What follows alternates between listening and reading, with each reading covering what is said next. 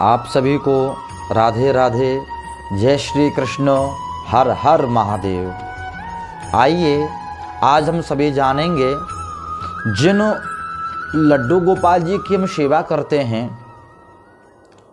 अपने अपने घरों में, उन ठाकुर जी का नाम, उन कृष्ण भगवान का नाम लड्डू गोपाल नाम कैसे पड़ा, यह स्वरूप कहाँ से प्रकट हुआ है, किन भक्तों के द्वारा ये स्वरूप प्रकट हुआ। हम अपने अपने घरों में सभी लड्डू गोपाल जी की सेवा करते हैं, तो वो लड्डू गोपाल नाम कहाँ से पड़ा है, कैसे पड़ा है, आज ये हम कथा जानेंगे, ये ज्ञात करेंगे हम। बड़ी सुंदर कथा है, आप सभी ध्यान से सुनेंगे। अब हम आचार्य विजय कृष्ण शास्त्री जी, अगर आप हमारे चैनल पर प्रथम बार आप आए हैं तो हमारे चैनल को लाइक करें, सब्सक्राइब करें और इसी प्रकार धार्मिक वीडियो सबसे पहले प्राप्त करने के लिए बेल आइकन की घंटी दबाएं आप। आइए अब हम जानते हैं कथा। कहते हैं एक भक्त थे, वृंदावन के निकट ही रहते थे, नाम था कुंभन दास। भगवान की लड्डू गोपाल जी की, ठाकुर जी की बहुत ही तन मन से सेवा किया करते थे, भक्ति भाव पूजा पाठ किया करते थे। उनका एक नियम था, नित्य प्रति ही प्रातःकाल 4 बजे उठ करके ठाकुर जी का स्नान कराना है, श्रृंगार करना है, भोग लगाना है। उनका ये सेवा करने का नित्य का नियम था। चाहे कोई भी समय हो, कैसा भी मौसम हो, समय हो, वो लड्डू गोपाल जी की सेवा ही किया करते थे। एक बार की बात, उनके पास में श्रीधाम वृंदावन से भागवत कथा कराने के लिए कुछ भक्तों का न्योता आया कि आपको हमारे यहाँ पर कथा करनी है, यानी श्रीमद् भागवत कथा करनी है। तो उन्होंने न्योता स्वीकार करने में असमंजस थे।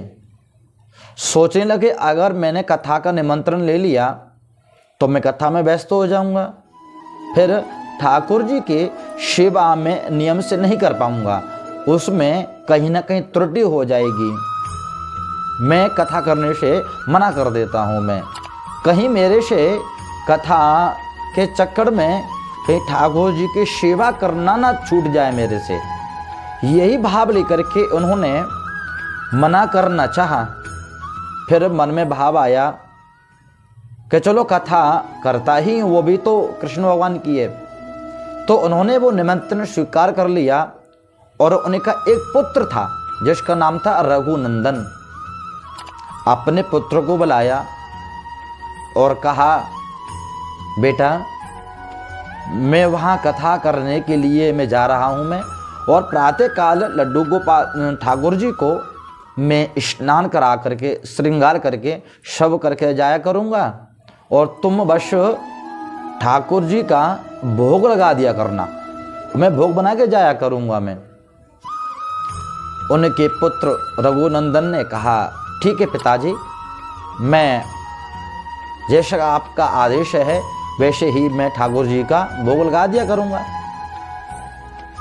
जब वो चले गए, भोग का समय हुआ, उनके पुत्र रघुनंदन ने थाली में भोग सजाया और भोग सजा करके और वो मंदिर में गए और जा कर के भोग की थाली रख दी और कहा, प्रभु ठाकुर जी आइए भोग पाओ, प्रभु आइए भगवान भोग लगाइए। क्योंकि जब बच्चा भाव था, उन्होंने सोचा कि जैसे हम लोग भोजन पाते हैं थाली में हाथों से, ऐसे ही लड्डू गोपाल जी भी भोग पाएंगे, ठाकुर जी भी भोग पाएंगे। जब भगवान नहीं आए तो बड़े उदास हुए, बड़े हताश हुए, बड़े निराश हुए और मंदिर के एक कोने में जाकर के वो रोदन करने लगे, यानी आंखों से अश्रुधारा बहने लगी। भगवान ने देखा, बोला मेरा भक्त उदास है तो क्या किया जाए। तो भगवान विष्णु भगवान कृष्ण भगवान बाल स्वरूप में प्रकट हो गए। भगवान प्रकट हो गए और प्रकट होकर के बोले लाओ मुझे भोग दो। और आज रघुनंदन नाम के जो सेवा कर रहे हैं, भोग लगा रहे हैं और भगवानों को अपने हाथों से खिला रहे हैं। और वो भगवान बाल स्वरूप में बड़े प्रेम से भोग पा रहे हैं। आज देखिए भगवान की लीला। फिर भोग पा लिया। कथा करने के बाद शाम को जब उनके पिताजी आए, उन्होंने कहा बेटा भोग जो लगा दिया है भोग लाओ और हम भी पा लेते हैं, भूख लगी है। उनके पुत्र ने कहा, बोले पिताजी वो तो भगवान ने सारा भोग पा लिया। बोले सारा भोग पा लिया मतलब? बोले हाँ उन्होंने भोग सारा पा लिया।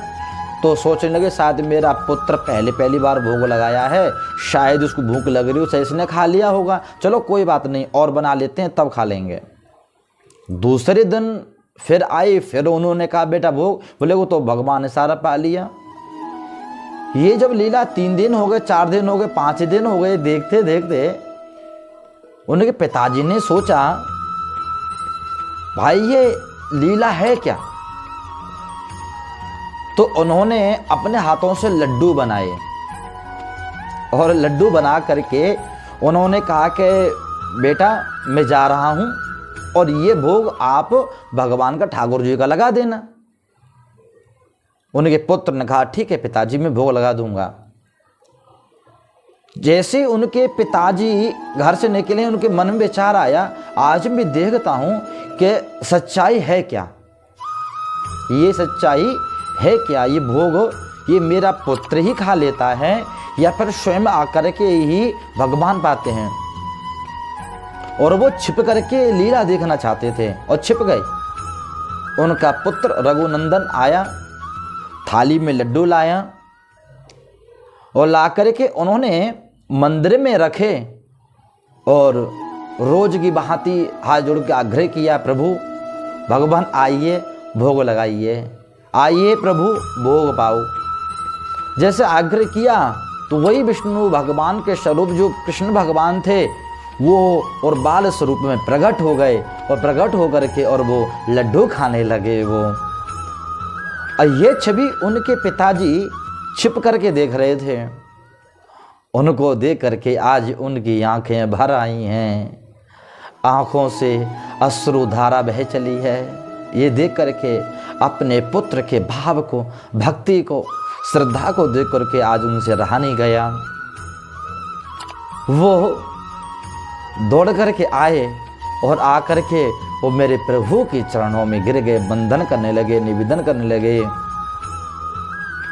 ये जब दृश्य देखा, उनके पुत्र का भाव देखा तो लड्डू जो भगवान थे बाल स्वरूप में जो प्रकट हुए, एक हाथ में तो लड्डू था, दूसरा खाने के लिए पकड़ते हैं उसी प्रकार ही एक हाथ में लड्डू लिया और एक हाथ से ही जैसे खाने वाले थे मुंह की तरफ हाथ लिया और तुरंत ही वो स्वरूप जो था उनका वो मूर्ति रूप में प्रकट हो गया, वही रूप प्रकट हो गया।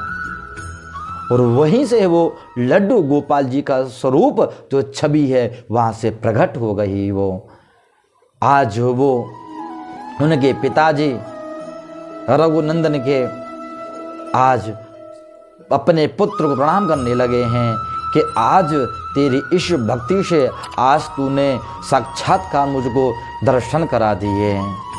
इसलिए भक्तों तभी से इस विष्णु भगवान का नाम लड्डू गोपाल पड़ा है, क्योंकि एक हाथ में लड्डू वो खा रहे थे और एक हाथ में लड्डू लेकर खाने के लिए बैठे हुए थे, वही स्वरूप मूर्ति रूप में बन गया।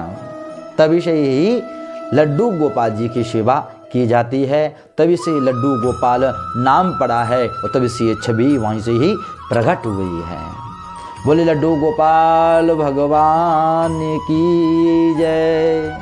अगर आप इसी प्रकार धार्मिक वीडियो प्राप्त करना चाहते हैं सबसे पहले तो आप हमारे चैनल को लाइक करें, सब्सक्राइब करें एवं बेल आइकन की घंटी दबाएं। हम आचार्य विजय कृष्ण शास्त्री जी श्री बांके बिहारी ज्योतिष केंद्र से आप सभी को राधे राधे, जय श्री कृष्ण।